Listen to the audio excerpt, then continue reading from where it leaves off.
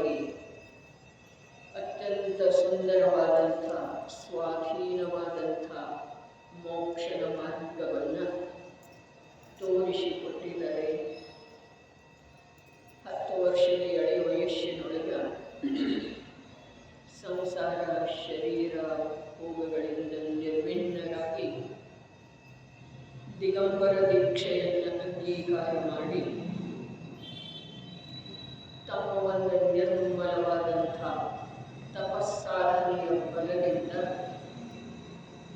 ಪಂಚಮ ಕಾಲದೊಳಗ ಭರತ ಕ್ಷೇತ್ರದಲ್ಲಿ ಉದಿಸುವಂಥ ಜೀವರುಗಳಿಗೆ ಸಾಕ್ಷಾತ್ ಸರ್ವಜ್ಞ ಪ್ರಭುವಿನ ದರ್ಶನ ಆಗುವುದಿಲ್ಲ ಅನ್ನುವಂಥ ಯಾವ ನಿಯಮ ಇತ್ತು ಆ ನಿಯಮವನ್ನು ಸುಳ್ಳು ಮಾಡಿ ಸಾಕ್ಷಾತ್ ಶ್ರೀಮಂತ ಪ್ರಭುವಿನ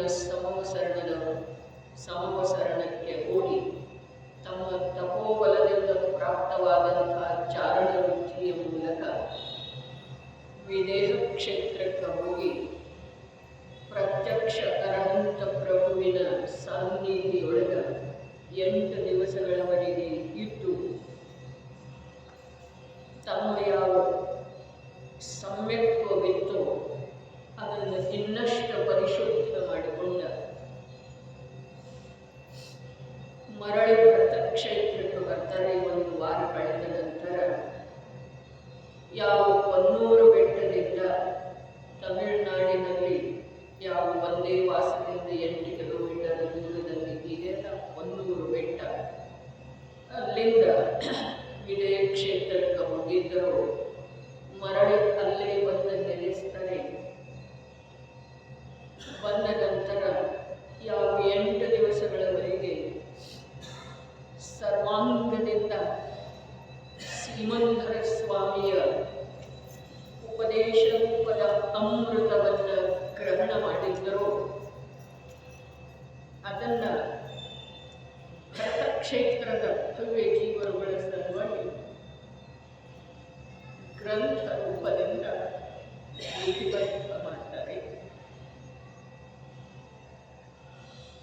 ಸಾಮಾನ್ಯ ಮಾತಲ್ಲ,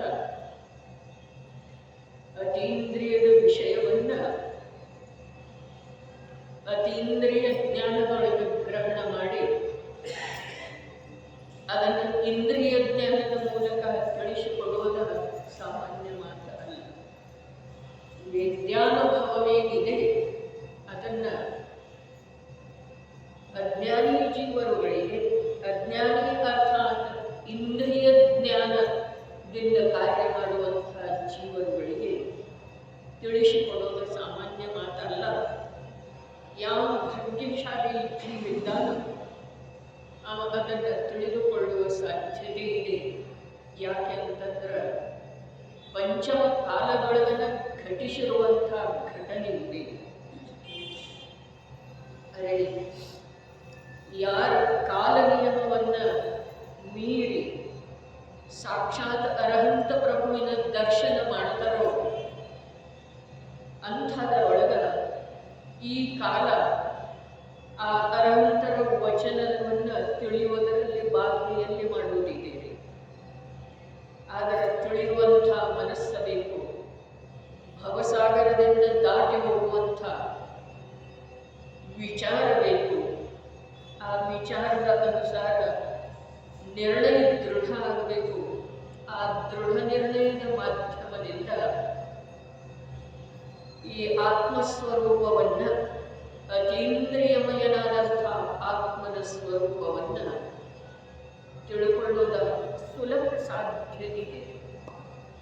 ಅತ್ಯಂತ ಸುಲಭ ಸಾಧ್ಯ ಇದೆ. ಆದರೆ ದೃಢವಾದ ನಿರ್ಣಯ ಬೇಕು.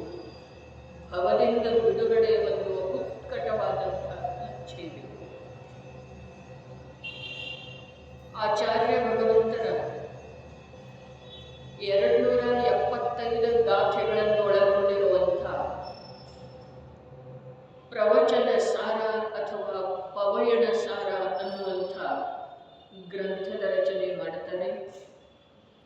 275 ಪ್ರಾಕೃತ ಗಾಥಾಬದ್ಧವಾದಂಥ ಆ ಗ್ರಂಥಾದಿರಾಜನೊಳಗ 3 ಮುಖ್ಯ ಅಧಿಕಾರ ಇದ್ದಾವೆ. ಜ್ಞಾನ ತತ್ವ ಪ್ರಜ್ಞಾಪನೆ ಮೊದಲನೇದ್ದ, ಎರಡನೇದ ಜ್ಞೇಯ ತತ್ವ ಪ್ರಜ್ಞಾಪನೆ ಇದೆ, ಮೂರನೇದ ಚರಣಾನುಯೋಗ ಸೂಚಕ ಚೂಲಿಕೆ ಇದೆ. ಗ್ರಂಥದ ಹೆಸರ ಅದ್ಭುತ, ಗ್ರಂಥದ ವಿಭಾಗಗಳ ಹೆಸರ ಅದ್ಭುತ, ಅದರಲ್ಲಿ ಇರುವಂಥ ವಿಷಯ ಪರಮ ಅದ್ಭುತ ಇದೆ. 92 ಗಾಥೆಗಳ ಮೂಲಕ ಜ್ಞಾನತತ್ವ ಪ್ರಜ್ಞಾಪನೆ ಹೇಳ್ತಾರೆ. ಮುಂದೆ 200 ಗಾಥೆಯವರೆಗೆ ಜ್ಞೇಯ ತತ್ವ ಪ್ರಜ್ಞಾಪನೆ ಹೇಳ್ತಾರೆ. ಮುಂದೆ 75 ಗಾಥೆಗಳಲ್ಲಿ ಚರಣಾನುಯೋಗ ಸೂಚಕ ಚೂಲಿಕೆ ಹೇಳ್ತಾರೆ. ಇಷ್ಟು ವಿಸ್ಮಯಕಾರಿ ವಿಷಯ ಇದೆ. ಇಂದು ಭಾರತದೊಳಗ ಇಂದ ಅಥವಾ 2000 ವರ್ಷಗಳಿಂದ ಆಗುವಂಥ ಜ್ಞಾನಿಗಳ ಈ ಪ್ರವಚನ ಸಾರವನ್ನು ಜ್ಞಾನಪ್ರಧಾನ ಗ್ರಂಥ ಅಂಥೇಳಿ ಹೇಳಿದರು. ಜ್ಞಾನಪ್ರಧಾನ ಗ್ರಂಥ ಅಂಥೇಳಿ ಹೇಳುವುದಕ್ಕೆ ಕಾರಣ ಇಷ್ಟೇ ಇದೆ. ಆತ್ಮ ಸ್ವಯಂ ಜ್ಞಾನ ಸ್ವಭಾವಿ ಇದ್ದಾನೆ. ಆ ಜ್ಞಾನ ಸ್ವಭಾವಿ ಇರುವುದನ್ನು ಯಾವಾಗ ಅವನು ತಿಳಿತಾನೋ ಆವಾಗ ಅವನಿಗೆ ಇಡೀ ವಿಶ್ವ ಎಲ್ಲ ಜ್ಞೇಯ ಸ್ವರೂಪ ಆಗ್ತಿದೆ. ನಿಶ್ಚಯದಿಂದ ಜ್ಞೇಯ ಶುದ್ಧಾತ್ಮ ಅದನ್ನು, ವ್ಯವಹಾರದಿಂದ ಜ್ಞೇಯ ಮೂರು ಲೋಕದ ಸಮಸ್ತ ಪದಾರ್ಥಗಳಿದ್ದಾವೆ. ಆ ಸಮಸ್ತ ಪದಾರ್ಥಗಳಲ್ಲೇ ಅರಹಂತರ ಬಂದರು, ಅನಂತ ಸಿದ್ಧರ ಬಂದರು, ಮತ್ತು ಮೋಕ್ಷ ಮಾರ್ಗದ ಸಾಧಕ ಆಚಾರ್ಯ ಉಪಾಧ್ಯಾಯ ಸಾಧುಗಳು ಬಂದರು. ಅನಂತಾನಂತ ಜಡ ಪುದ್ಗಲಗಳು ಬಂದು ಆ ಪುದ್ಗಲದೊಳಗ ದೇಹ, ಕರ್ಮ, ವಚನ, ಮನಸ್ಸ ಎಲ್ಲವೂ ಬಂತು. ಅವು ಪುದ್ಗಲದ ರಚನೆ ಇದ್ದಾವೆ. ಜೊತೆಗೆ ರಾಗ, ದ್ವೇಷ, ಮೋಹ, ಮತ್ಸರ ಮೊದಲಾದ ಸಮಸ್ತ ವಿಕಾರಿ ಭಾವಗಳು ಬಂದು, ಅಲ್ಲದೆ ಧರ್ಮ, ಅಧರ್ಮ, ಆಕಾಶ ಮತ್ತು ಕಾಲವೆಂಬ 4 ಅರೂಪಿ ತ್ರಿಕಾಲ ಶುದ್ಧ ದ್ರವ್ಯಗಳು ಬಂದವ್ರೆ. ಯಾವುದರೊಳಗೆ ಬಂದು? ಜ್ಞೇಯ ತತ್ವದೊಳಗೆ ಬಂದವ್ರೆ. ಯಾವಾಗ ಬಂದು? ಜ್ಞಾನ ಸ್ವರೂಪಿಯಾದಂಥ ಆತ್ಮನನ್ನ ಯಾವಾಗ ಜ್ಞಾನ ತಿಳಿತಿದೆಯೋ ಆಗ ಅವೆಲ್ಲವೂ ಜ್ಞೇಯ. ಎಲ್ಲಿಯವರೆಗೆ ಜ್ಞಾನ ಸ್ವರೂಪಿಯಾದಂಥ ನಿಜ ತತ್ವವನ್ನು ಜೀವನ ಪ್ರಗಟ ಜ್ಞಾನದ ಮೂಲಕ ತಿಳಿಯಲಾಗುವುದಿಲ್ಲವೋ ಅಲ್ಲಿಯವರೆಗೆ ದೇಹ ಮೊದಲಾದ ಯಾವ ಪರಪದಾರ್ಥ ತಿಳಿದು ಬರೋ ಸಾಧ್ಯ. ಜ್ಞಾನದ ನಿಶ್ಚಯ ಪೂರ್ವಕನ ಜ್ಞೇಯದ ಸಿದ್ಧಿ ಆಗ್ತಿದೆ. ಜ್ಞಾನದ ಸ್ವೀಕೃತಿಯ ಪೂರ್ವಕನ ಜ್ಞೇಯ ರೂಪದಿಂದ ಲೋಕದೊಳಗೆ 3 ಕಾಲದಲ್ಲೂ ಪ್ರಸಿದ್ಧಿ ಇರುವುದ ಜೀವನಿಗೆ ತಿಳಿದು ಬರ್ತಿದೆ. ಅದು ತಿಳಿದು ಬಂದ ನಂತರ ಏನಿದೆ? ಅದು ತಿಳಿದು ಬಂದ ನಂತರ ಚೂಲಿಕಾ ಸ್ವರೂಪದ ಚರಣಾನುಯೋಗ. ಚರಣಾನುಯೋಗದ ಸೂಚನೆ ಮಾಡಿದರು ನಮಗ. ಆದರೆ ಚರಣಾನುಯೋಗ ಅರ್ಥಾತ್ ಉತ್ತಮ ಆಚರಣೆ ಎಲ್ಲಿಂದ ಆರಂಭ ಆಗ್ತಿದೆ? ಜೀವದ ಜ್ಞಾನ ಯಾವಾಗ ಜ್ಞಾನ ಸ್ವಭಾವಿಯಾದಂಥ ನಿಜ ತತ್ವವನ್ನು ತಿಳಿತಿದೆಯೋ, ಯಾವಾಗ ಆ ನಿಜ ತತ್ವವನ್ನು ತಿಳಿದಿರುವಂಥ ಜ್ಞಾನ ವಿಶ್ವದ ಸಮಸ್ತ ಪದಾರ್ಥಗಳನ್ನು, ಜಡಚೇತನ ಪದಾರ್ಥಗಳನ್ನು, ಜಡಚೇತನ ಪದಾರ್ಥಗಳ ಆಗು ಹೋಗುವಿಕೆಯನ್ನು ಬಸ ಜ್ಞೇಯ ಮಾತ್ರದಿಂದ ಯಾವಾಗ ತಿಳಿಲಿಕ್ಕೆ ಶುರು ಮಾಡ್ತಿದೆಯೋ ಆವಾಗ ಉತ್ತಮ ಆಚರಣೆ ಆರಂಭ ಆಗ್ತಿದೆ ಜೀವನದಲ್ಲಿ. ಅಲ್ಲಿಯವರೆಗೆ ಉತ್ತಮ ಆಚರಣೆಯ ಕಲ್ಪನಾ ಕೂಡ ಸಂಭವ ಇಲ್ಲ. ಆದರೂ ಕೂಡ ಆ ಜ್ಞಾನದಿಂದ ಜ್ಞಾನ ಸ್ವಭಾವಿಯಾದಂಥ ನಿಜ ತತ್ವವನ್ನು ತಿಳಿಯಬೇಕಾದರೆ ಅದಕ್ಕೆ ಕೆಲವೊಂದು ಉತ್ತಮ ಆಚರಣೆಗಳ ಅವಶ್ಯಕತೆ, ಆದರೆ ಅವು ಧರ್ಮದ ಶ್ರೇಣಿಯೊಳಗ ಬರುವುದಿಲ್ಲ. ಇವತ್ತು 2ನೇ ಗ್ರಂಥ ಯಾವುದು ಬಿಡುಗಡೆ ಆಯಿತು, ಈ ವರ್ಷದ ಆರಂಭದೊಳಗ ಅದ ಒಂದು ಸಲ ಬಿಡುಗಡೆ ಆಗಿತ್ತು. ಆ ಉತ್ತಮ ಗ್ರಂಥ ಅದರ ಹೆಸರೇನಿದೆ ರೀ?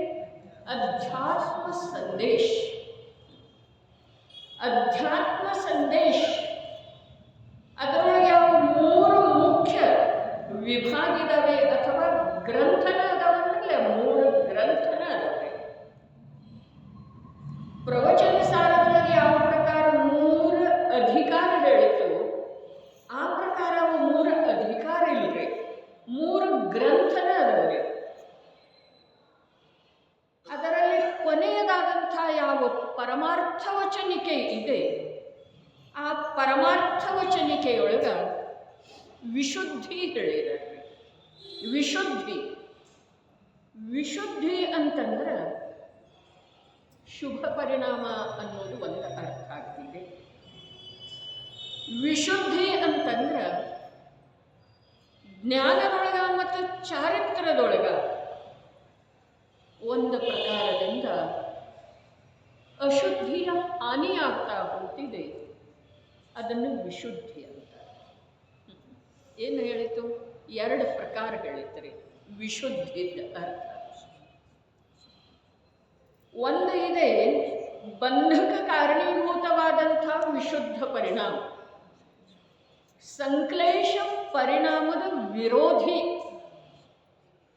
ಒಂದು ಇದೆ ವಿಶುದ್ಧ ಪರಿಣಾಮ ಅರ್ಥಾತ್ ಶುಭ ಪರಿಣಾಮ. ಇನ್ನೊಂದು ಇದೆ ಜ್ಞಾನ ಮತ್ತು ಚಾರಿತ್ರದೊಳಗಿನ ಅಶುದ್ಧಿಯ ಹಾನಿ ರೂಪದ ಯಾವ ಜೀವದ ಪರಿಣಾಮ ವಿಶೇಷ ಇದೆಯೋ ಅದನ್ನು ವಿಶುದ್ಧಿ ಅಂತ ಹೇಳಿ ಹೇಳ್ತಾರೆ. ಆ ವಿಶುದ್ಧಿಯ ಚರ್ಚೆ ಅಲ್ಲಿ ವಿಶೇಷ ರೂಪದಿಂದ ಇದೆ. ಎಲ್ಲಿ? ಅಧ್ಯಾತ್ಮ ಸಂದೇಶದೊಳಗೆ 3ನೆಯ ಗ್ರಂಥ ಇದೆ. 3 ಗ್ರಂಥಗಳ ಸಂಕಲನ ಇದೆ. ಅದು ಅಧ್ಯಾತ್ಮ ಸಂದೇಶ. ಪರಮಾರ್ಥ ವಚನಿಕೆಯ ಮೇಲಿನ ವ್ಯಾಖ್ಯಾನ ಅನ್ನುವಂಥದ್ದೇನು ಗ್ರಂಥ ಇದೆಯಲ್ಲ, ಸ್ವತಂತ್ರ ಗ್ರಂಥ, ಅಧ್ಯಾತ್ಮ ಸಂದೇಶವನ್ನು ಒಳಗೊಂಡಿರುವಂಥ ಅಥವಾ ಅದರೊಳಗೆ ಗರ್ಭಿತ ಇರುವಂಥ, ಅದರಲ್ಲಿ ಸುಂದರವಾದಂಥ ಚರ್ಚೆ ವಿಶುದ್ಧ ಪರಿಣಾಮ ಅಂದರೆ. ಈಗ ಅದನ್ನು ಹೇಳುವ ಸಲುವಾಗಿ ಹೇಳಲಿಲ್ಲ, ಆದರೆ ಚರಣಾನುಯೋಗ ಸೂಚಕ ಚೂಲಿಕೆಯೊಳಗೆ ಯಾವ ಉತ್ತಮ ಆಚರಣೆ ಅಥವಾ ಧರ್ಮದ ಆಚರಣೆಯ ಮಾತು ಬರ್ತಿದೆಯಲ್ಲ, ಅದಂತೂ ಉತ್ತಮ ಆಚರಣೆ ಇದೇನೇ ಇದೆ, ಅದಂತೂ ಚರಣಾನುಯೋಗ ಸ್ವೀಕಾರ ಮಾಡಿದ್ದನೇ ಇದೆ.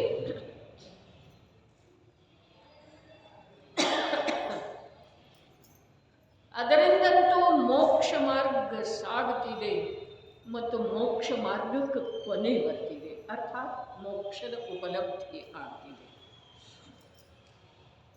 ಆದರೆ ಈ ಪ್ರಗಟ ಜ್ಞಾನ, ಜೀವದ ಪ್ರಗಟ ಜ್ಞಾನ, ಜ್ಞಾನ ಸ್ವಭಾವಿಯಾದಂಥ ನಿಜಾತ್ಮನನ್ನು, ನಿಜ ತತ್ವವನ್ನು, ತನ್ನನ್ನು ತಿಳಿಯುವ ಸಲುವಾಗಿ ಕೆಲವೊಂದು ಒಳ್ಳೆಯ ಆಚರಣೆ ಬೇಕಾಗ್ತದೆ. ಆ ಒಳ್ಳೆಯ ಆಚರಣೆ ಯಾವುದು ಇದೆ? ಜ್ಞಾನ ತತ್ವದ ನಂತರ, ಜ್ಞೇಯ ತತ್ವದ ನಂತರ ಬರುವ ಒಳ್ಳೆಯ ಆಚರಣೆಯ ಮಾತು ಹೇಳ್ತಾ ಇಲ್ಲ. ಆದರೆ ಜ್ಞಾನ ತತ್ವ ತಿಳಿಬೇಕಾದ್ರೆ, ಜ್ಞಾನ ತತ್ವ ತಿಳಿಬೇಕಾದ್ರೆ, ಜ್ಞಾನ ತತ್ವ ಅರ್ಥಾತ್ ನಿಜಾತ್ಮ, ಜ್ಞಾನ ತತ್ವ ಅರ್ಥಾತ್ ಈ ಜ್ಞಾನ ಸ್ವರೂಪಿಯಾದಂಥ ಅರೂಪಿ ಚೈತನ್ಯಮಯ ಆತ್ಮ, ಕರ್ಮದಿಂದ, ದೇಹದಿಂದ, ರಾಗದಿಂದ 3 ಕಾಲದಲ್ಲೂ ಅಸ್ಪೃಷ್ಟನಾದಂಥ ಆತ್ಮ, ನಿಜಾತ್ಮ ತಿಳಿದು ಬರಬೇಕಾದ್ರೆ ಕೆಲವೊಂದು ಉತ್ತಮ ಆಚರಣೆ ಈ ಜೀವನದಲ್ಲಿ ಇರೋದು ಅತ್ಯಂತ ಅವಶ್ಯಕ.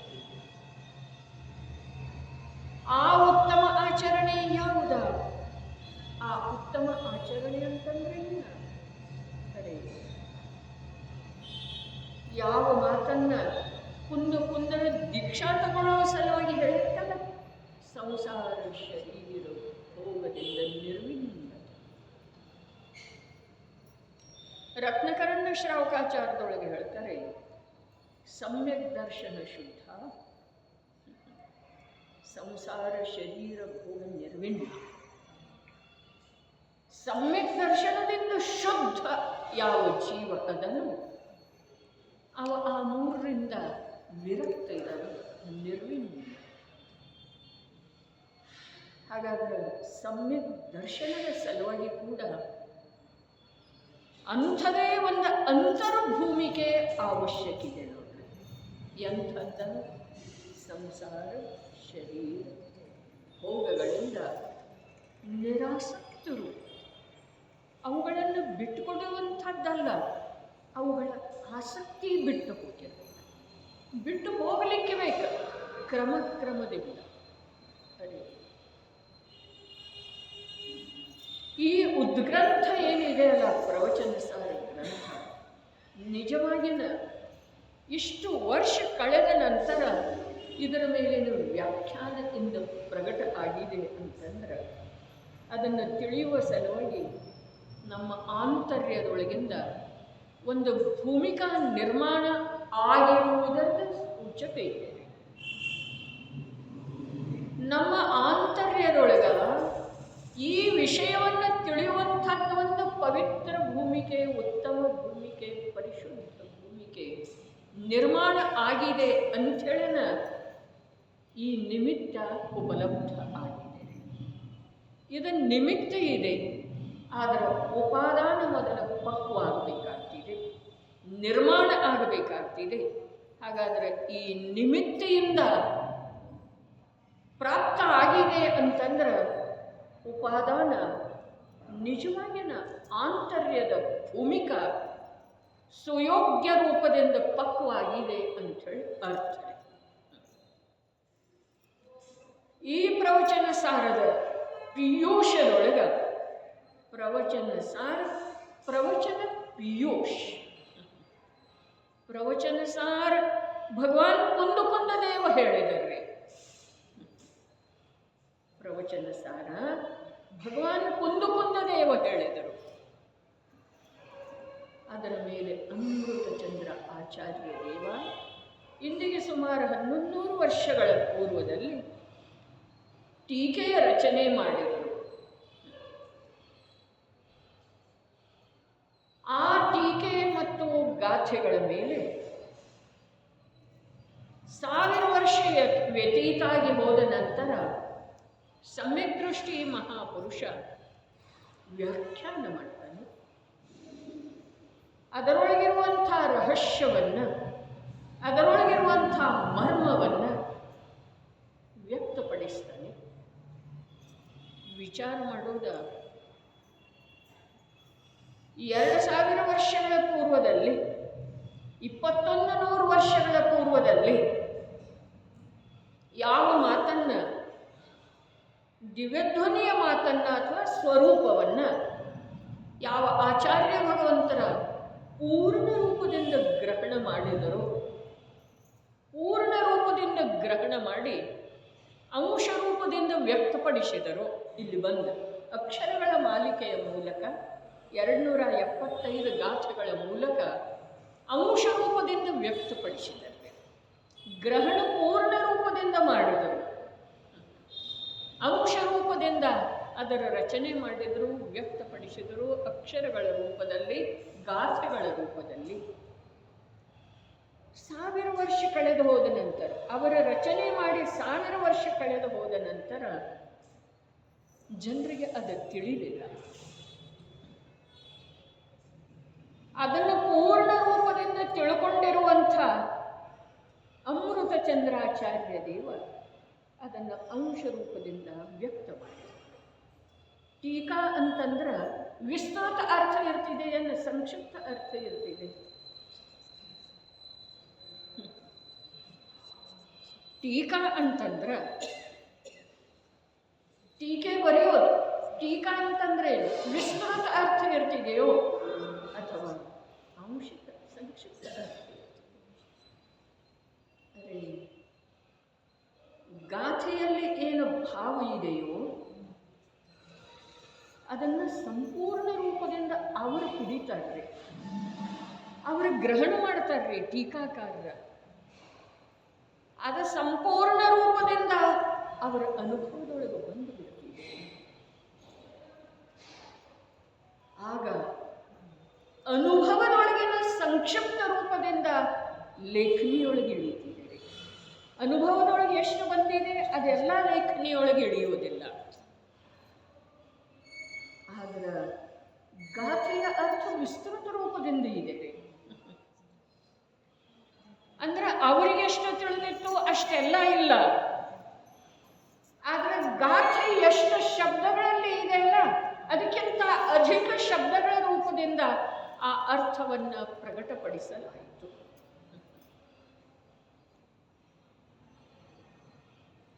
ಆ ಟೀಕೆ ರಚನೆ ಆದ ನಂತರ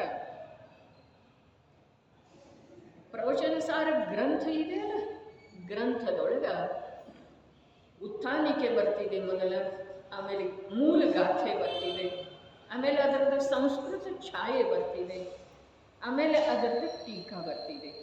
ಸಾಮಾನ್ಯ ಅರ್ಧಕ್ಕಿಂತ ಕಮ್ಮಿ ಪುಟದೊಳಗೆ ಬರ್ತಿದೆ. ಹೌದೇನಿಲ್ಲ? ಬರ್ತಿದೆ, ಟೀಕೆ ಬರ್ತಿದೆ.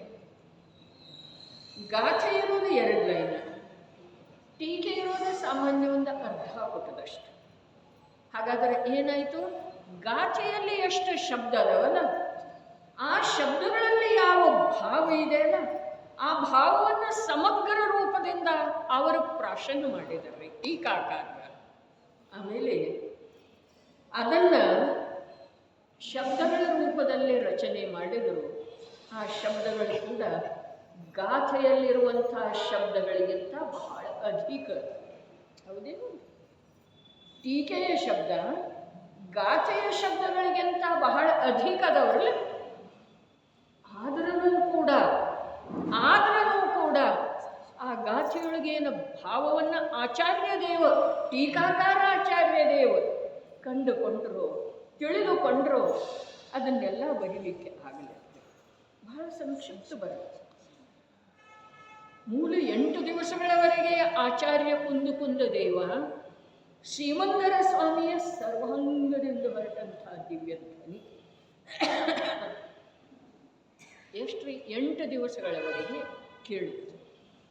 8 ದಿವಸಗಳವರೆಗೆ ದಿನನಿತ್ಯವೂ 7 ಗಂಟೆ 12 ನಿಮಿಷ,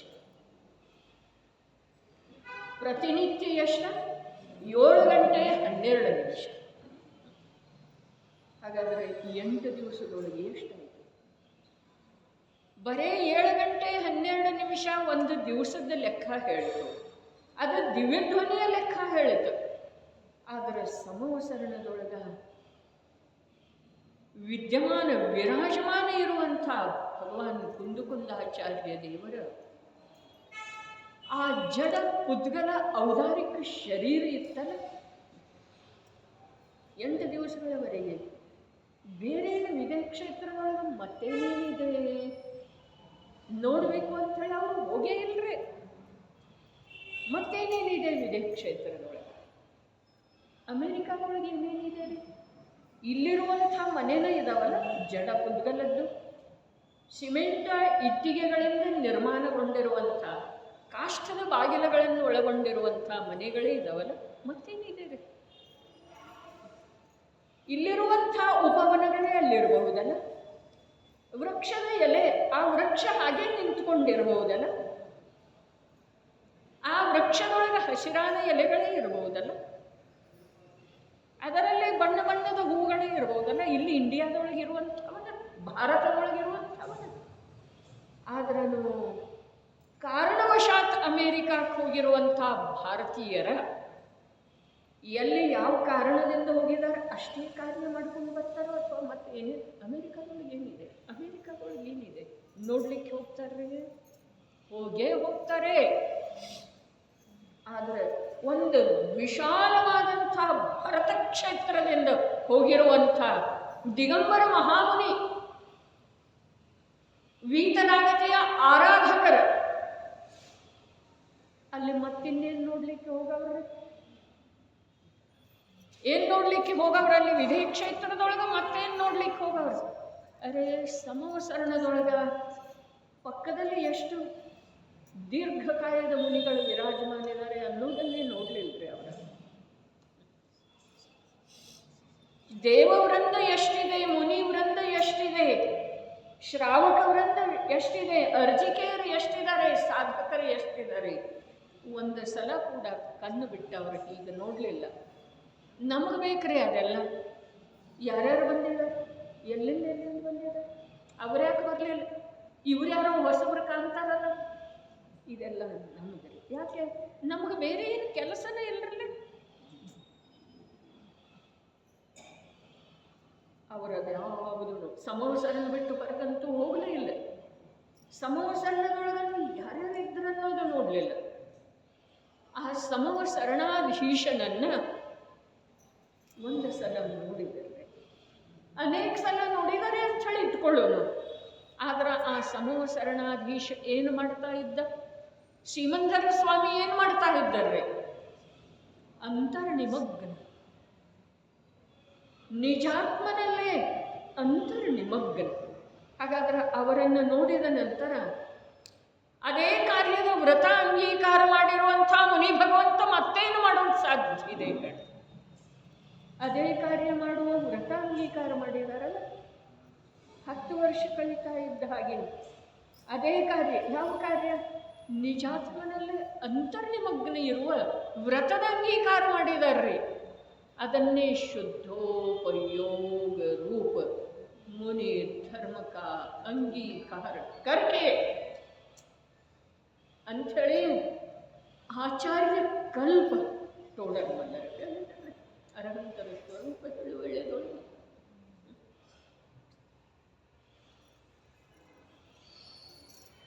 ಅನೇಕ ಬಾರಿ ಶ್ರೀಮಂಧರ ಪ್ರಭುವನ್ನ, ಸಮವಸರಣಾಧೀಶನನ್ನ ನಮ್ಮ ಮುನಿ ಭಗವಂತ, ಆಚಾರ್ಯ ಭಗವಂತ, ಪ್ರಾತಸ್ಮರಣೀಯ ಕಲಿಕಾಲ ಸರ್ವಜ್ಞ ಭಗವಾನ್ ಕುಂದ ಆಚಾರ್ಯ ದೇವ ಅನೇಕ ಬಾರಿ ನೋಡಿದ್ದರೂ ಕೂಡ ಯಾವ ವ್ರತದ ಅಂಗೀಕಾರ ಈ ಪರ್ಯಾಯಕ್ಕೆ 10 ವರ್ಷ ಕಳೀತಾ ಇದ್ದ ಹಾಗೆ ಯಾವ ವ್ರತದ ಅಂಗೀಕಾರ ಮಾಡಿದ್ರೋ ಆ ವ್ರತದಲ್ಲೇ ಸಾವಧಾನಾದರೂ ವಿದೇಹಿನಾಥರ ದರ್ಶನ ಮಾಡಿ ಪುಲಕಿತಗೊಂಡರು, ಪ್ರಸನ್ನಾದರ, ರೋಮಾಂಚಿತಾದರು. ಅದೇ ಆ ಶ್ರೀಮಂಧರ ಸ್ವಾಮಿ ಎಲ್ಲಿದ್ದಾರೆ? ನಿಜಾತ್ಮನಲ್ಲೇ ಅಂತರ್ನಿಮಗ್ನ. ನೋಡಿದರು, ಪುಲಕಿತಾದರು, ರೋಮಾಂಚಿತಾದರು, ಪ್ರಸನ್ನಾದರು. ಅಂದರೆ ಏನು ಮಾಡಿದರು? ಏನು ಮಾಡಿದರು? ಅವರ ಹಾಗೆ ಆಗುವ ತನ್ನ ಪ್ರತಿಜ್ಞಾಬದ್ಧ ಕರ್ತವ್ಯದೊಳಗ ತತ್ಪರ. ಅವರ ಹಾಗೆ ಆಗುವ ಅರ್ಥಾತ್ ಆತ್ಮನಿಂದ ಹೊರಗೆ ಬರೋದನೇ ಇಲ್ಲ ಅಂಥ ಸ್ಥಿತಿ ಅವ್ರದ್ದಿದೆ ಶ್ರೀಮಂಧರ ಸ್ವಾಮಿದ. ಮತ್ತು ಇವರ ಆತ್ಮನಲ್ಲೇನ ಉಳಿಯೋದ, ಹೊರಗೆ ಬರೋದಿಲ್ಲ ಅಂಥೇಳಿ ಪ್ರತಿಜ್ಞಾಬದ್ಧ ಆಗಿದ್ರೆ ಈ ಪರ್ಯಾಯಕ್ಕೆ ಬರೇ 10 ವರ್ಷ ಆಗ್ತಾ ಇದ್ದ ಹಾಗೆ. ಹಾಗಾದ್ರೆ ರೋಮಾಂಚಿತಾದರು, ಪುಲಕಿತಾದರು ಅಂತಂದ್ರೆ ಏನು ಮಾಡಿದರು? ಅದರೊಳಗ, ಆ ಕಾರ್ಯದೊಳಗ, ಆ ಕರ್ತವ್ಯದೊಳಗ, ಯಾವ ಕರ್ತವ್ಯದೊಳಗ, ಯಾವ ಕರ್ತವ್ಯದ ಕುರಿತು ಪ್ರತಿಜ್ಞಾಬದ್ಧ ಆಗಿದ್ದರಲ್ಲ ಆ ಕರ್ತವ್ಯದೊಳಗ ಇಳಿಬೋದು. ದಿವ್ಯಧ್ವನಿಯನ್ನು 8 ದಿವಸಗಳವರೆಗೆ ಕೇಳಿದರು. ದಿನ ಅರೆ ಈಗ ಹೇಳ್ತಲ್ಲ, 3 ಸಲ 6 ಗಳಿಗೆ 7 ಗಂಟೆ 12 ನಿಮಿಷ, 24 ಗಂಟೆಯೊಳಗೆ 7 ಗಂಟೆ 12 ನಿಮಿಷ ದಿವ್ಯಧ್ವನಿ ಹೊರಡ್ತಾ ಇತ್ತು. ದಿವ್ಯಧ್ವನಿ ಹೇಗೆ ಹೊರಡ್ತಾ ಇತ್ತು ರೀ? ಶ್ರೀಮಂಧರ ಸ್ವಾಮಿಯ ದಿವ್ಯಧ್ವನಿ ಹೇಗೆ ಹೊರಡ್ತಾ ಇತ್ತು?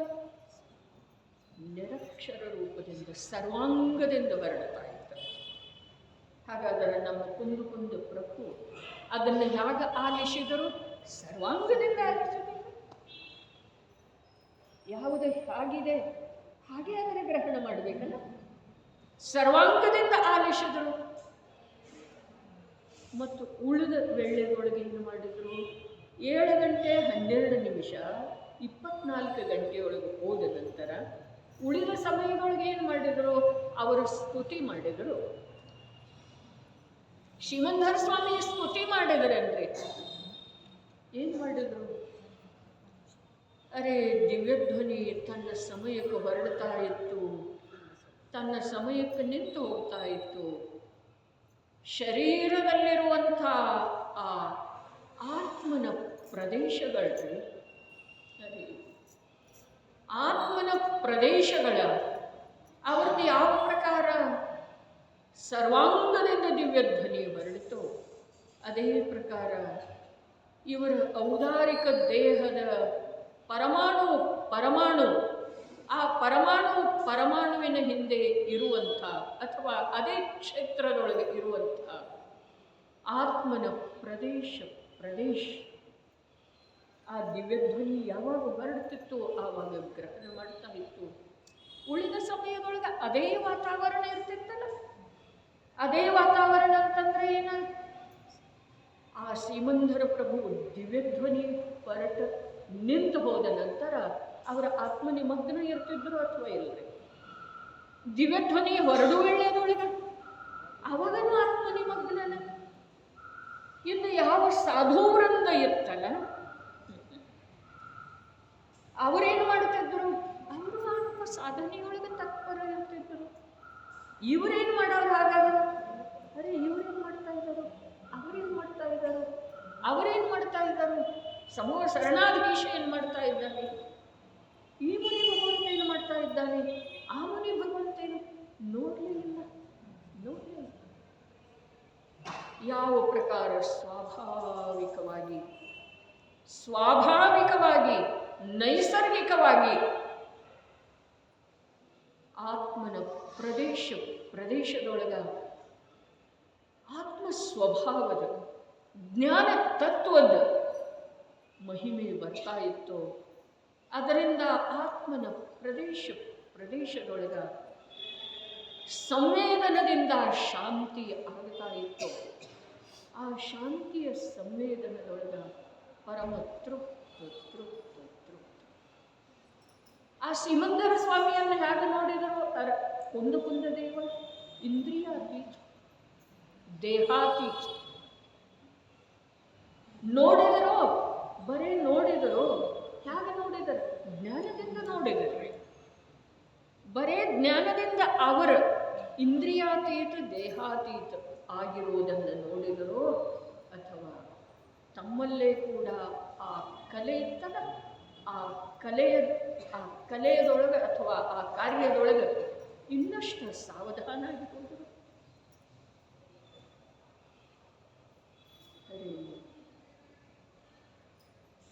ಯಾವ ಇಂದ್ರಿಯಾತೀತ ದೇಹಾತೀತ ಆಗಿ ಹೋಗಿದಾರೋ ಶ್ರೀಮಂಧರ ಪ್ರಭು, ದೇಹದಲ್ಲಿದ್ದರು. ಅವರ ಇಂದ್ರಿಯಗಳ ಮೂಲಕ ಏನನ್ನೂ ತಿಳಿತಾ ಇಲ್ಲ. ಅವರ ಜ್ಞಾನ ಅತೀಂದ್ರಿಯ ಆಗಿ ಹೋಗಿದೆ, ಅನಿಂದ್ರಿಯ ಆಗಿ ಹೋಗಿದ ಆ ಆತ್ಮ. ಅದೇ ಪ್ರಕಾರ ಇವರ ದೇಹ ಇದ್ರೂ ಕೂಡ, ಇಂದ್ರಿಯ ಇದ್ರೂ ಕೂಡ ಆ ಇಂದ್ರಿಯಗಳ ಕಡೆಗೆ, ದೇಹದ ಕಡೆಗೆ ಆತ್ಮನು ಉಪಯೋಗ ಕಾರ್ಯ ಮಾಡಿದರು. 8 ದಿವಸಗಳವರೆಗೆ ಅವರೇನು ಮಾಡಿದರು? ದಿವ್ಯಧ್ವನಿಯನ್ನು ಕೇಳಿದರು. ದಿವ್ಯಧ್ವನಿಯನ್ನು ಕೇಳುವುದರ ಪ್ರಯೋಜನ ಏನಿತ್ತು? ಆ ಪ್ರಯೋಜನದೊಳಗೆ ಅವರು ಉಳಿದು.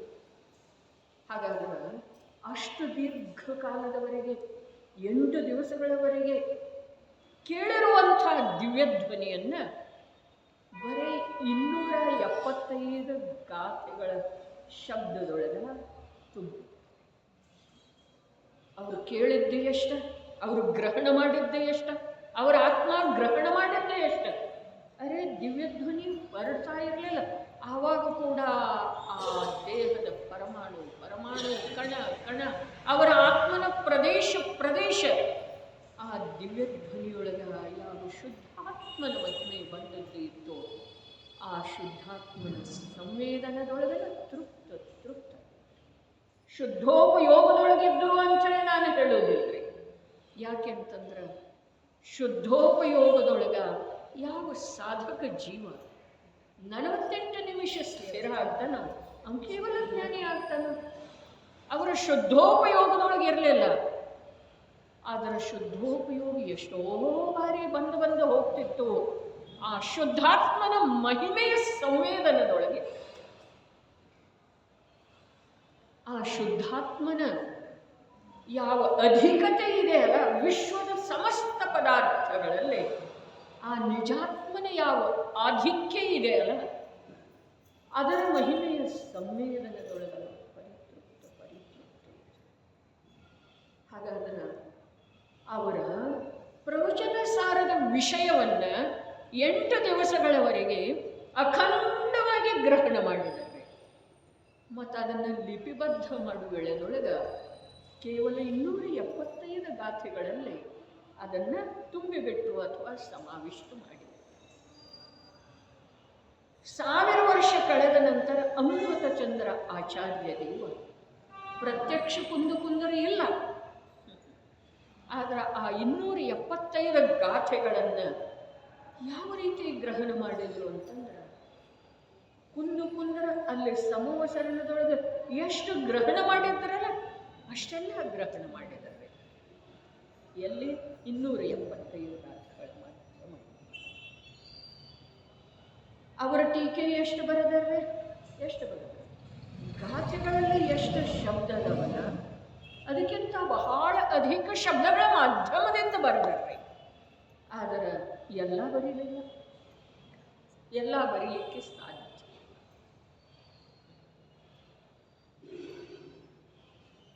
ಯಾಕೆ ಟೀಕೆ ಬರೆದರು? ಆ ಗಾಥೆಗಳಲ್ಲಿ ಯಾವ ಭಾವ ತುಂಬಿಕೊಂಡಿದೆ ಅಲ್ಲ ಅದನ್ನು ತಿಳಿಯುವಂಥ ಜ್ಞಾನದ ಮಟ್ಟ ಜನರಲ್ಲೇ ಕಾಣಿಸಲಿಲ್ಲ ಅಂಥೇಳಿ ಬರ್ತಾರೆ ಟೀಕೆ. 1000 ವರ್ಷದ ಅಂತರದೊಳಗ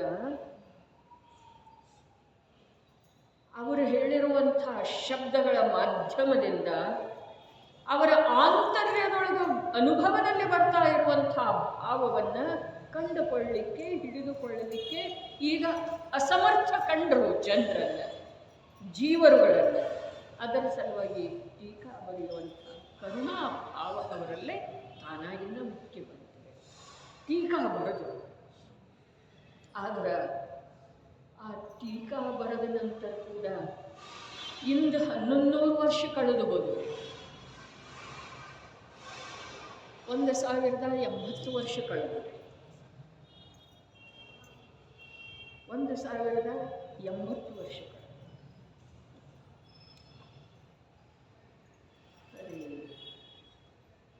945 ಟೀಕಾ. ಈಗ 2025 ನಡೆದು. ಹಾಗಾದ್ರೆ 900 ವರ್ಷ 1000 ವರ್ಷ 1080 ವರ್ಷ ಎಷ್ಟು ಕಳೆದು ಇಂದ ಆ ಟೀಕೆಯಲ್ಲಿರುವಂಥ ಭಾವವನ್ನು ಕಂಡುಕೊಳ್ಳುವಂಥ ಜ್ಞಾನ ಜೀವರುಗಳಲ್ಲಿ ಕಾಣ್ತಾ ಇಲ್ಲ ಅಂಥೇಳಿ ಜೀವರುಗಳ ಎದುರಿಗೆ ಆತ್ಮಾನುಭೂತಿ ಸಂಪನ್ನ ಪುರುಷ ಅದರ ವ್ಯಾಖ್ಯಾನ. ಆ ವ್ಯಾಖ್ಯಾನ ಎಷ್ಟಾಯಿತು ಅಂತಂದ್ರೆ ಇದೇನು ಪ್ರವಚನ ಪೀಯೂಷ ಗ್ರಂಥ ಬಂದಿದೆ, ಇದು ಒಂದು ಭಾಗ ಕೂಡ ಪೂರ್ಣ ರೂಪದಿಂದ ಬರಲಿಲ್ಲ. ಆ 1ನೇ ಭಾಗದೊಳಗಿಂದ ಇನ್ನೂ 100 ಪೇಜ್ ಶೇಷ ಇದೆ. ಅಂಥ 16 ಭಾಗದಲ್ಲಿ ಎಷ್ಟೆಲ್ಲ 16 ಭಾಗ.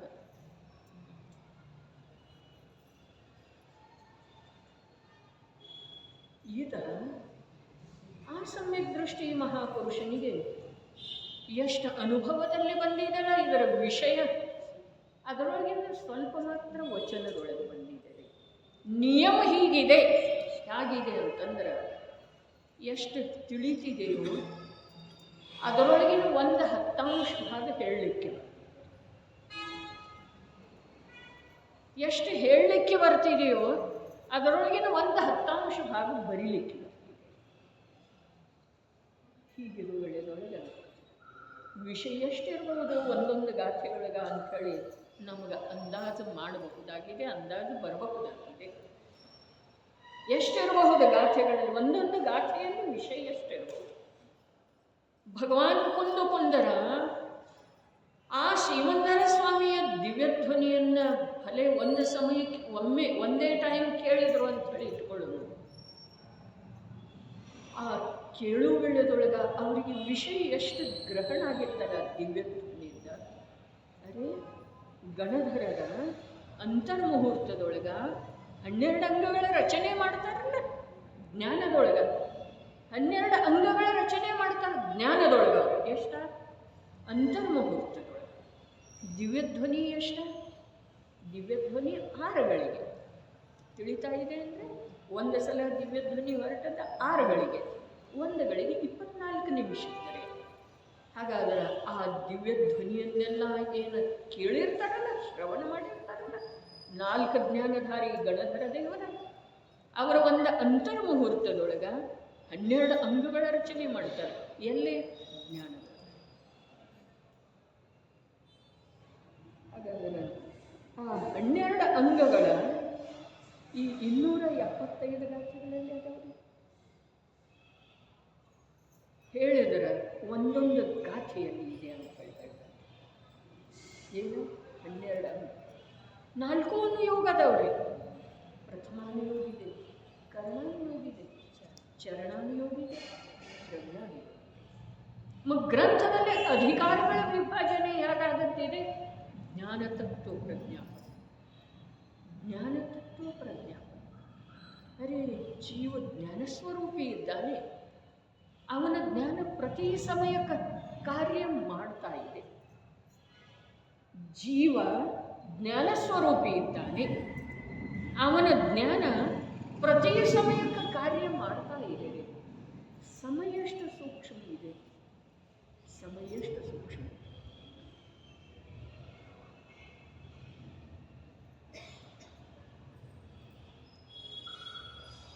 ಇಂದಿನ ವಿಜ್ಞಾನ ಅದೇ ಭೌತಿಕ ವಿಜ್ಞಾನ, ಜಡ ವಿಜ್ಞಾನ 1 ಸೆಕೆಂಡದೊಳಗೆ 1,00,000 ವಿಭಾಗ ಮಾಡಿರ್ತೀವಿ. ಆದರೆ ಆ 1,00,000 ವಿಭಾಗ 1,00,000 ಸೆಕೆಂಡ್ ಏನಿದೆಯಲ್ಲ, ಅದು ಸರ್ವಜ್ಞ ಪ್ರಭುವಿನ ಶಾಸನದೊಳಗೆ ಜೀವದ ಅಥವಾ ಪ್ರತಿಯೊಂದು ದ್ರವ್ಯದ ಯಾವ ಕಾರ್ಯ ಮಾಡುವಂಥ ಕ್ಷಮತೆ ಇದೆಯಲ್ಲ, ಸಾಮರ್ಥ್ಯ ಇದೆಯಲ್ಲ, ಪ್ರತಿಯೊಂದು ದ್ರವ್ಯದ ಪ್ರತಿ ಸಮಯಕ್ಕೆ ಅಥವಾ ಪ್ರತಿಯೊಂದು ಪರ್ಯಾಯ ಅದು ಎಷ್ಟು ಸೂಕ್ಷ್ಮ ಇದೆ ಅಂತಂದ್ರೆ, ಅದು 1,00,000 ಭಾಗ ಏನಿದೆಯಲ್ಲ ಸೆಕೆಂಡ್, 1,00,000ವ ಭಾಗದ ಸೆಕೆಂಡ್ ಏನಿದೆಯಲ್ಲ, ಅದು ಈ ಸಮಯದ ಏನಿದೆ ಅನಂತ ಗುಣಿತ ಇದೆ. ಎಷ್ಟಿದೆ? ಅನಂತ ಗುಣಿತ ಇದೆ. ಏನ? 1,00,000ವ ಸೆಕೆಂಡ್ ಏನಿದೆ ಅಲ್ಲ, ಈ ಸರ್ವಜ್ಞ ಪ್ರಭು ಹೇಳಿರುವಂಥ ಸಮಯ ಅದರೊಳಗೆ ಅನಂತದ. ತಿಳಿತದೆ? ಸಮಯ ಎಷ್ಟದ? 1,00,000ವ ಸೆಕೆಂಡದೊಳಗೆ ಸಮಯ ಎಷ್ಟದವು? ಅನಂತ. ಅರೆ ಅಸಂಖ್ಯಾತ ಅಂತ ಹೇಳಿ ಹೇಳೋನು, ಆದರೆ ಅಸಂಖ್ಯಾತದ್ದು ಅಸಂಖ್ಯಾತ ಭೇದ ಅದಾವ್ರಿ. ನೋಡ್ರಿ, ಸಮಸ್ತ ಸಂಖ್ಯೆಗಳ ಮೀರಿ, ಸಂಖ್ಯೆಗಳಿಗೆ ಮೀರಿ ಒಂದು ಸಮಯ ಅಧಿಕ ಅಂತಂದ್ರೆ ಅದು ಜಘನ್ಯ ಅಸಂಖ್ಯಾತ ಇದೆ. ಜಘನ್ಯ ಅಸಂಖ್ಯಾತ, ಪರಿತಾಸಂಖ್ಯಾತ ಅಂತಾರೆ. ಪರಿತಾಸಂಖ್ಯಾತ ಒಂದು ಸ್ವಲ್ಪ ತಿಳಿಲಿ ಅಂಥೇಳಿ ಹೇಳ್ತಾ ಇದ್ದೇವೆ. ಪರಿತಾಸಂಖ್ಯಾತ ಸಂಖ್ಯೆಗಳಿಗೆಲ್ಲ ಎಲ್ಲಿ ಕೊನೆ ಬರ್ತಿದೆ ಪ್ಲಸ್ ಅದರೊಳಗೆ ಒಂದು ಸಮಯ ಸೇರಿಸಿದ ನಂತರ ಅದು ಜಘನ್ಯ ಅಸಂಖ್ಯಾತ ಆಗ್ತದೆ. ಅದನ್ನು ಪರಿತಾಸಂಖ್ಯಾತ ಅಂತಾರೆ. ಆ ಪರಿತಾಸಂಖ್ಯಾತದೊಳಗ ಎಷ್ಟು ಸಮಯ ಅದಾವಲ್ಲ, ಅಥವಾ ಅಸಂಖ್ಯಾತ ಭೇದ ಅದಾವಲ್ಲ, ಸಮಯ ಅಲ್ಲ, ಎಷ್ಟು ಭೇದ ಅದಾವಲ್ಲ ಅಷ್ಟು ಬಾರಿ ಆ ಪರಿತಾಸಂಖ್ಯಾತವನ್ನು ಗುಣಾಕಾರ ಮಾಡಿದ ನಂತರ ಏನು ಬರ್ತಿದೆಯಲ್ಲ ಒಂದು ಸಂಖ್ಯೆ, ಅದಕ್ಕೆ ಯುಕ್ತಾಸಂಖ್ಯಾತ ಅಂತಾರೆ. ಯುಕ್ತಾಸಂಖ್ಯಾತ, ಆ ಯುಕ್ತಾಸಂಖ್ಯಾತ ಕೋಟಿಯಿಂದ ಗುಣಾಕಾರ ಮಾಡಿದ ನಂತರ ಎಷ್ಟು ಬರ್ತಿದೆಯಲ್ಲ ಅದಕ್ಕೊಂದು ಏನಂತಾರು ಆವಲಿ ಅಂತ. ಅದ್ಭುತ ಮಾತಿದೆ. ಅಭ್ಯಾಸ ಮಾಡಬೇಕಾದ್ರೆ ಸಮಯ ಅತ್ಯಂತ ಸೂಕ್ಷ್ಮ. ಒಂದು ಆವಲಿಯೊಳಗೆ ಅಷ್ಟು ಸಮಯದವ್ರೆ. ಈಗೇನು ಅಸಂಖ್ಯಾತಗಳು ಹೇಳ್ತಲ್ಲ, ಒಂದು ಆವಲಿಯೊಳಗೆ ಅಷ್ಟು ಸಮಯ ಎಷ್ಟ? ಮೊದಲ ಪರಿತಾಸಂಖ್ಯಾತದೊಳಗೆ ಎಷ್ಟು ಭೇದ ಇರ್ತಾವಲ್ಲ, ಅಸಂಖ್ಯಾತದ್ದು ಭೇದ. ಅಷ್ಟು ಬಾರಿ ಪರಿತಾಸಂಖ್ಯಾತವನ್ನು ಗುಣಾಕಾರ ಮಾಡಿದ ನಂತರ ಒಂದು ಯುಕ್ತಾಸಂಖ್ಯಾತ ಬರ್ತಿದೆಯಲ್ಲ, ಅಷ್ಟು ಸಮಯ ಒಂದು ಆವಲಿಯೊಳಗೆ ಅದ. ಅಷ್ಟು ಸಮಯಗಳದಾವ. ಒಂದು ಆವಲಿ ಅನ್ನುವಂಥದ್ದು ಒಂದು ಗಣನೆಯ ಒಂದು ಏನಿದೆ ಅಂತಂದ್ರೆ ನಾಮ ಇದೆ. ಯಾವ ಪ್ರಕಾರ ಲೌಕಿಕದೊಳಗೆ ಸೆಕಂದ ನಿಮಿಷ ಅದಾವಲ್ಲ, ಆ ಪ್ರಕಾರ ಜೈನ ದರ್ಶನದೊಳಗೆ ಆವಲಿ ಅನ್ನೋದು ಒಂದು ಇದೆ. ಆ ಆವಲಿಯೊಳಗೆ ಅಷ್ಟು ಸಮಯದವು ಅಂಥೇಳಿ ಕರ್ಣಾನುಯೋಗದೊಳಗೆ ವಿಷಯ ಬಂದಿದೆ. ವೀರಸೇನಾಚಾರ್ಯ ಹೇಳುತ್ತೆ, ಅಸಂಖ್ಯಾತ, ಯುಕ್ತಾಸಂಖ್ಯಾತ, ಪರಿತಾಸಂಖ್ಯಾತ, ಯುಕ್ತಾಸಂಖ್ಯಾತದೊಳಗೆ ಎಷ್ಟು ಸಮಯ ಅದಾವಪ್ಪ ಅಂತಂದ್ರೆ ಅದು ಎಷ್ಟು ಅದಾವನ್ನೋ ನಿಮ್ಗೆ ಗೊತ್ತ. ಆವಲಿಯೊಳಗೆ ಅಷ್ಟು ಸಮಯ ಅದಾವ ಅಂತ ಹೇಳ್ತಿದ್ದಾರೆ. ಅದಕ್ಕೆ ಈ ಧರ್ಮದ ಸೂಕ್ಷ್ಮತೆಯನ್ನು ಅರಿತುಕೊಳ್ಳುವ ಸಲುವಾಗಿ, ಈ ಪ್ರವಚನ ಸಾರದ ಮರ್ಮವನ್ನು ತಿಳ್ಕೊಳ್ಳುವ ಸಲುವಾಗಿ ನಮ್ಮಲ್ಲಿ ಕೆಲವು ಯೋಗ್ಯತೆ ಬೇಕಂತ ಹೇಳಿ ಹೇಳ್ತಲ್ಲ, ಪ್ರಾರಂಭದೊಳಗೆ ಶುದ್ಧತೆ ಬೇಕಂತ ಹೇಳಿ ಹೇಳ್ತಲ್ಲ, ಆ ಯೋಗ್ಯತೆಯ ಹೆಸರನ್ನ ನಮ್ಮ ಸ್ಥೂಲ ಜ್ಞಾನದೊಳಗ ಯಾವುದೆಲ್ಲ ವ್ಯಾಪ್ತಿ ಇದೆಯಲ್ಲ, ಏನು ಸಂಸಾರ ಶರೀರ ಭೋಗಕ್ಕೆ ಸಂಬಂಧಿಸಿದ ಹಾಗೆ ಯಾವ ಮಲಿನತೆ ವ್ಯಾಪ್ತಿ ಇದೆಯಲ್ಲ, ಅದು ಎಷ್ಟು ಕಮ್ಮಿ ಆದೀತು.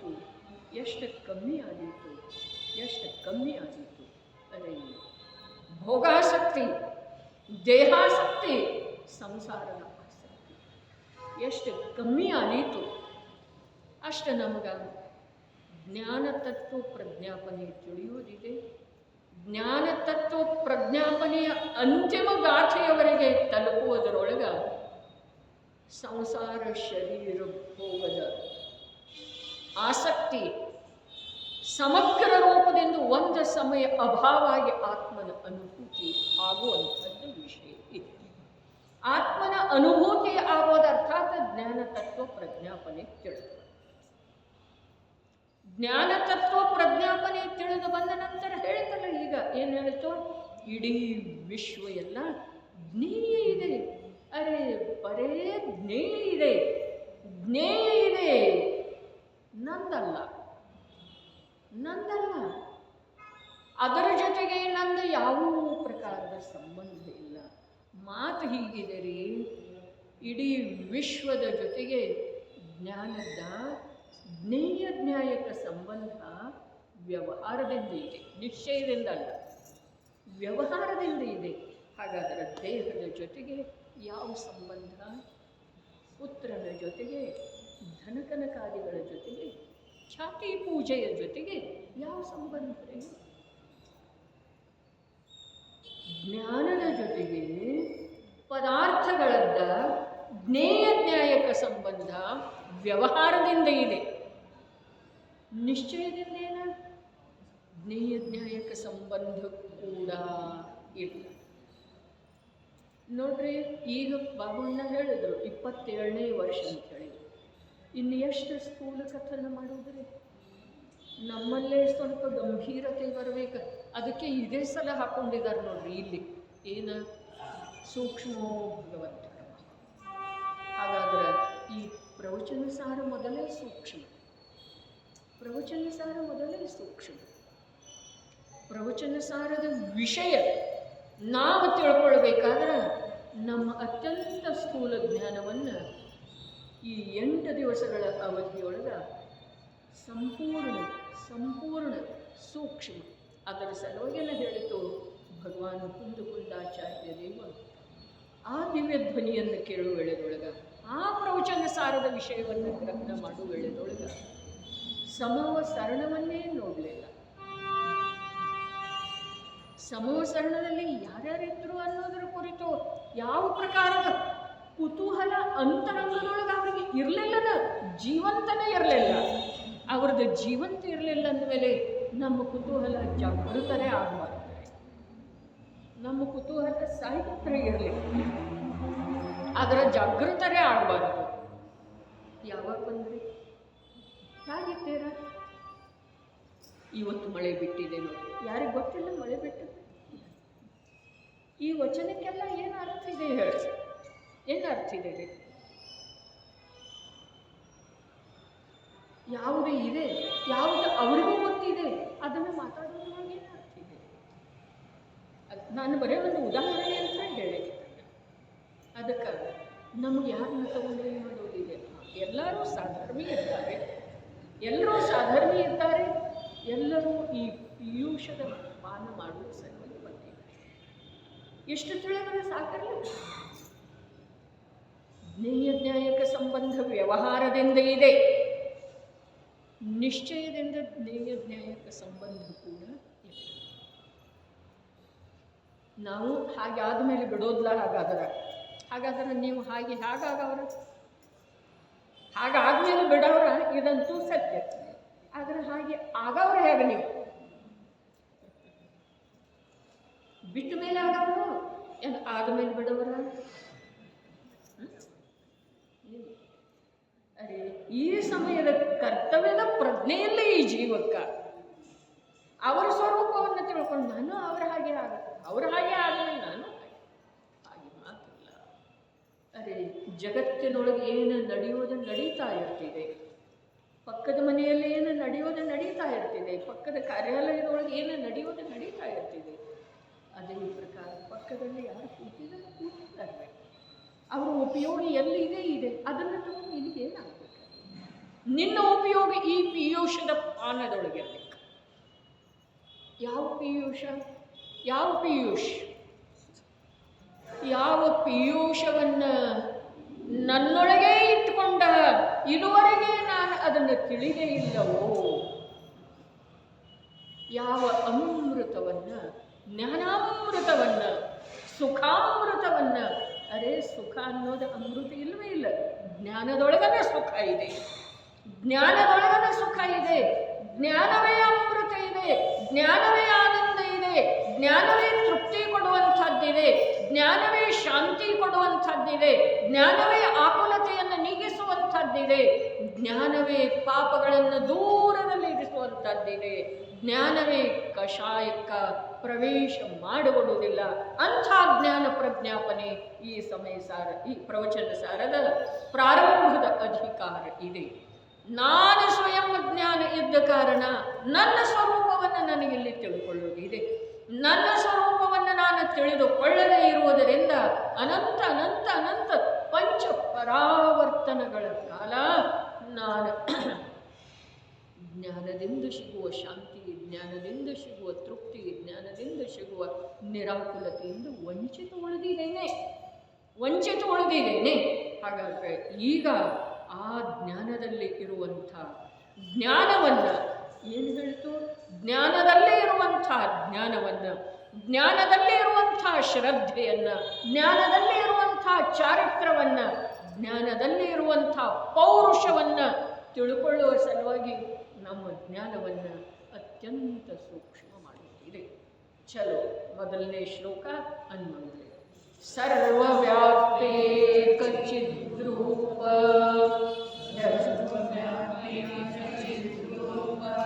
ಸ್ವರೂಪಾಯ ಪರಾತ್ಮನೇ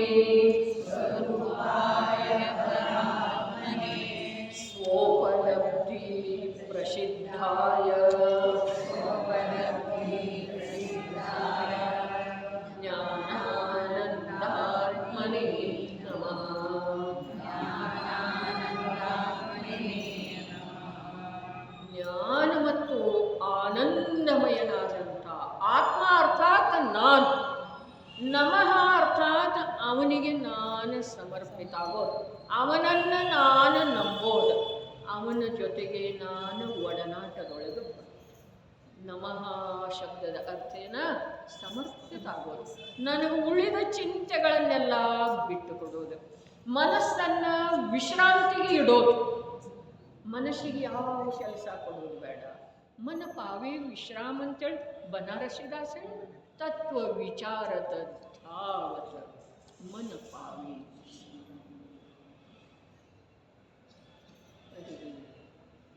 ಮನಸ್ಸಿಗೆ ವಿಶ್ರಾಮ ಕೊಡೋದು. ಮನಸ್ಸಿಗೆ ವಿಶ್ರಾಮ ಕೊಡಲಿಲ್ಲ ಅಂತಂದ್ರೆ ಮನಸ್ಸು ನಮ್ಮನ್ನು ಅನಂತ ಕಾಲದೊಳಗೆ ವಿಶ್ರಮಿಸಲಿಕ್ಕೆ ಬಿಡೋದಿಲ್ಲ. ಮನಸ್ಸ ಆತ್ಮನನ್ನು ಅರ್ಥಾತ್ ಜೀವವನ್ನು ತಾನಿರೋದಿಲ್ಲ, ಆದರೆ ತನ್ನ ಪ್ರಭಾವ ಬಿಟ್ಟಿರ್ತಿದ್ದೀರಿ ಅನಂತ ಕಾಲದವರೆಗೆ. ತಾನಿರೋದಿಲ್ಲ, ಮನಸ್ಸು ತಾನಿರೋದಿಲ್ಲ, ಅನಂತ ಕಾಲ ಇರ್ತಾನೆ ಆತ್ಮ. ಅವನನ್ನು ವಿಶ್ರಮಿಸಗೊಡದೇ ಇರುವಂಥ ಕಾರ್ಯ ಈ ಮನಸ್ಸಿನ ಮೂಲಕ ಇಲ್ಲಿ ಆಗ್ತಿದ್ದೀರಿ ಅಂಥೇಳಿನ ತ್ರಸ ಅವಸ್ಥೆ 2000 ಉತ್ಕೃಷ್ಟ ಅಂತಂದ್ರೆ 2000 ಸಾಗರ. ಆ ತ್ರಸ ಅವಸ್ಥೆಯೊಳಗ ಯಾವುದನ್ನು ಮುಖ್ಯ ರೂಪದಿಂದ ಗಣಿಸಲಾಗಿದೆಯೋ ಅಂಥ ಕರ್ಮ ಚೇತನ ಬರೀ 2000 ಸಾಗರ. ಅದರ ಫಲ ಕರ್ಮ ಫಲಚೇತನ ಎಷ್ಟ? ಅನಂತ ಕಾಲ.